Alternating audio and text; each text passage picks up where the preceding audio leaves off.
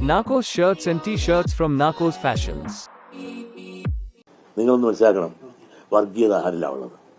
ശ്രീനാരായണ പ്രസ്ഥാനം കേരളത്തെ എമ്പാടും ഇങ്ങനെ നിലനിൽക്കുന്നതുകൊണ്ടാണ്. ജാതിഭേദം മതദ്വേഷം ഏതുമില്ലാതെ സർവ്വതും സോദരത്തേന, ആ സോദര ചിന്ത എന്നും പ്രചരിപ്പിക്കുകയും പറയുകയും അത് പ്രായോഗിക തലത്തിൽ നടപ്പാക്കുകയും ചെയ്യുന്ന വിഭാഗമാണ് ഈഴവ സമുദായം, ശ്രീനാരായണ പ്രസ്ഥാനം. അതുകൊണ്ടാണ് ഇവിടെ ഒരു കലഹമില്ലാത്തത്. ഇടതുപക്ഷം വന്നതിൽ പിന്നീട് ഇവിടെ ഒരു മാറാട് കലാപം ഉണ്ടായില്ലല്ലോ. അത് മുമ്പ് എന്തെല്ലാം കലാപം ഉണ്ടായി? ഇതെല്ലാം നിങ്ങളൊന്ന് ഓർക്കണ്ടേ. ഇതൊന്നും ഞാൻ പറയുമ്പോൾ ഞാൻ വർഗീയവാദിയാണ്. നിങ്ങളൊന്ന് ആലോചിച്ച് നോക്കുക.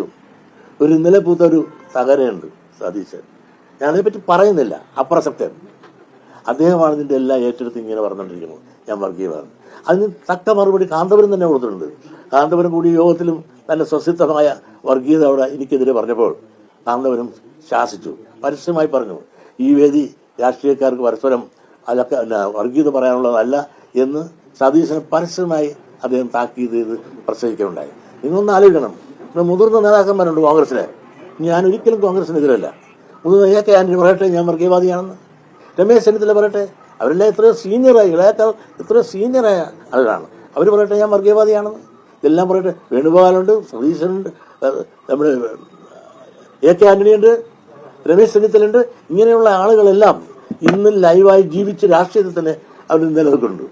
അവർ പറയട്ടെ വെള്ളാപ്പള്ളി നടേശൻ വർഗീയവാദിയാണ് എന്ന് പറഞ്ഞാൽ ഞാൻ അഡ്മിറ്റ് ചെയ്യാം.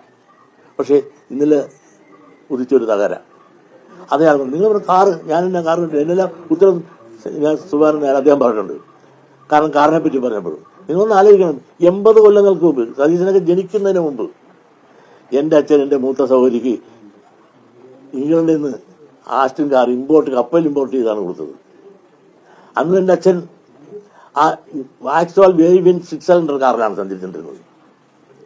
എനിക്ക് എന്തുണ്ടായിരുന്നു എന്ന് 80 കൊല്ലങ്ങൾക്ക് മുമ്പ് എൻ്റെ അച്ഛൻ എഴുതിയിരിക്കുന്ന ഭാഗം ഉടമ്പടി കണ്ടാൽ ഇത്രയുണ്ട്. അത്രയും ഭൂസ്വത്തുകളുടെ ഉടമയായിരുന്നു എൻ്റെ അച്ഛൻ. എൻ്റെ അച്ഛൻ കയർ ഫാക്ടറി ഉൽപ്പന്നങ്ങൾ ഇംഗ്ലണ്ടിലേക്ക് അയക്കുകയായിരുന്നു. അതുകൊണ്ടാണ് അവിടെ നിന്ന് കപ്പലിൽ ഇത് ഇറക്കാൻ സാധിച്ചത്. പക്ഷേ ഈ പറയുന്ന ആളിന് എന്ത് ആസ്തി ഉണ്ടായത് രാഷ്ട്രീയത്തിൽ വരുന്നതിന് മുമ്പ്? ഒരാസ്തി ഉണ്ടാകാതെ ഇതെല്ലാം ഉണ്ടാക്കിയിട്ട് എന്നെ എന്തിനും നിരന്തരം വേട്ടയാടുകയാണ്. SNDP പ്രസ്ഥാനത്തിന് മാത്രം എതിരെയല്ല, ഈഴവർക്കെതിരെയല്ലേ എന്നും പ്രതികരിക്കുന്നത്. SNDP പ്രസ്ഥാനത്തെ തകർക്കുക, ഈഴവരെ തകർക്കുക, അതിനെ തളർത്തുക. ഈ മാന്യന്റെ ഉപ്പാപ്പം വിചാരിച്ചാലും SNDP യോഗത്തെ തകർക്കാനും തളർത്താനും ഇതിനു മുമ്പും പലരും വന്നിട്ടുണ്ട്. ഒന്നും സംഭവിച്ചിട്ടില്ല. ഇത് വളരെയല്ലാതെ തളർന്നിട്ടില്ല. പിളർക്കാൻ ശ്രമിച്ചവരെല്ലാം സ്വയം പിളർന്നു പോയതല്ലാതെ ഇത് പുറത്താൻ സാധിച്ചിട്ടില്ല. നിങ്ങളൊന്ന് മനസ്സിലാക്കണം. സുവാനനായ അദ്ദേഹത്തെ പലരും ഞാൻ എറണാകുളത്ത് വെച്ച് ചില പ്രസ്താവന ഇറക്കിയപ്പോൾ ഉടനെ എന്നെ ഒരുപാട് സ്നേഹിക്കുന്ന ഒരു ചാനലുണ്ട്, അവർ ഉടനെ വിളിച്ചങ്ങോട്ട് ഉടനെ ഒരു നെഗറ്റീവ് കിട്ടുമെന്നാണ് വിചാരിച്ചത്. കിട്ടിയില്ല. അദ്ദേഹം നല്ലൊരു മറുപടി പറഞ്ഞു.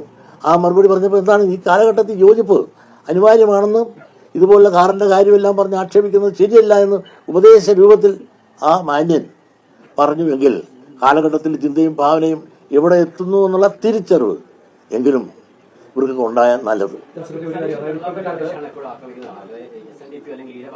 താൻ എത്തുള്ളൂ. താൻ എപ്പോഴും കയറി കൊത്താറ്, താൻ എപ്പോഴും കയറി കൊത്താതെ അവിടെ അടങ്ങിയിരിക്കും. ഈ നമ്മുടെ ഇങ്ങനെ ഒരു ഐക്യം ഉണ്ടാകുമ്പോൾ, അതായത് SNDP ഐക്യം ഉണ്ടാകുമ്പോൾ അതൊരു ധ്രുവീകരണത്തിന് വേണ്ടിയിട്ടുള്ള ആക്ഷേപം പല സ്ഥലങ്ങളിൽ വരുന്നുണ്ട്. അതായത് വേറെ രീതിയിൽ ഒരു ധ്രുവീകരണം ഉണ്ടാക്കാനുള്ള ശ്രമത്തിന്റെ ഭാഗമാണെന്നുള്ള വിമർശനം ഇപ്പോഴും തന്നെ വന്നു കഴിഞ്ഞിട്ടുണ്ട്. എങ്ങനെയുള്ള ധ്രുവീകരണമാണ്? ഞങ്ങൾ ഒന്ന് യോജിച്ചു പോയാൽ ഇവിടെ ഈ രാജ്യം സുനാമി സംഭവിക്കുമോ? എന്താണ് ബാക്കിയെല്ലാവരും യോജിച്ചെങ്കിൽ ഞങ്ങൾ ഒന്ന് യോജിക്കുന്നതിൽ നിങ്ങൾക്ക് എന്താണ് വിഷമം? യോജിക്കേണ്ടവർ യോജിക്കേണ്ട സമയത്ത് യോജിച്ചേ തീരൂ. അത് നിയതിയുടെ ഒരു നിയമമാണ്. കാലഘട്ടത്തെ ഇന്നത് സ്വീകരിക്കാൻ അതിന്റെ ഉൾവിളി ഇന്നുണ്ട് താനും. അതുകൊണ്ട് തന്നെയാണ് അദ്ദേഹത്തിന് അത് തോന്നാനും എനിക്കിങ്ങനെ തോന്നാനും സമൂഹം അത് രണ്ടു കൈയും നീട്ടി സ്വീകരിക്കുന്ന ഒരവസ്ഥയിലേക്ക് എത്തിയെങ്കിൽ ജനം ആഗ്രഹിക്കുന്ന ഒന്നായി മാറി എന്നുള്ളത്. എവിടെയായാലും ഏത് സമയത്തും ഈവനിംഗ് കേരള വാർത്തകളും മറ്റു അറിയിപ്പുകളും അറിയാൻ ഞങ്ങളുടെ YouTube ചാനൽ സബ്സ്ക്രൈബ് ചെയ്യുക.